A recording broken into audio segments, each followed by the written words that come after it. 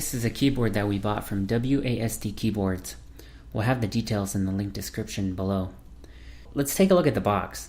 The packaging is pretty clean, with a matte black finish and a few logos on it. The packaging feels very solid, and that's good because you can only order this online and get it shipped to you. I like the logo, it's very simplistic and clean.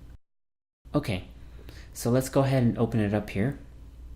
I waited about 2 weeks for this keyboard to arrive, so I'm pretty excited to get my hands on it.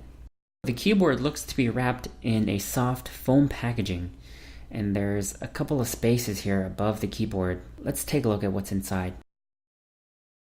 It's a 6-foot micro USB cable braided with red heat shrinks. This cable is actually an extra option that we bought for around $25. Here's the standard micro USB cable that comes with the keyboard. It also feels nice and thick, but you can definitely tell it's a very standard cable.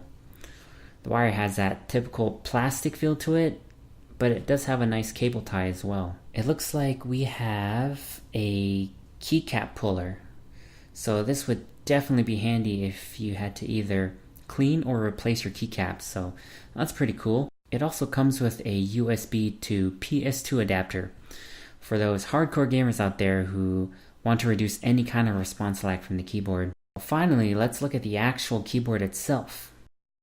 Oh wait, it looks like there's a user guide here and some kind of sticker. So, the keyboard, it has a white case. It feels very sturdy and very heavy. But let's open this bad boy up, take a closer look. We have mostly gray keys with a red accent escape key. It's a very clean look, very retro, which is exactly what we were going for. I really like the nice big font that we picked. The keys feel great. We went with the Cherry MX Brown keys and 2mm O-ring sound dampeners to hopefully reduce that clicky sound that mechanical keyboards tend to have. The keycaps have a slight texture to them, which feels really nice to the touch. Flipping over the keyboard, there's these rubber mats. They feel very grippy, so it won't slide everywhere. The middle part here looks to be the plug for the USB cable, so let's go ahead and plug that in. It's a nice fit. It looks like there are some cable routings up top, so you can run that cable either through the middle or the sides, whichever you prefer.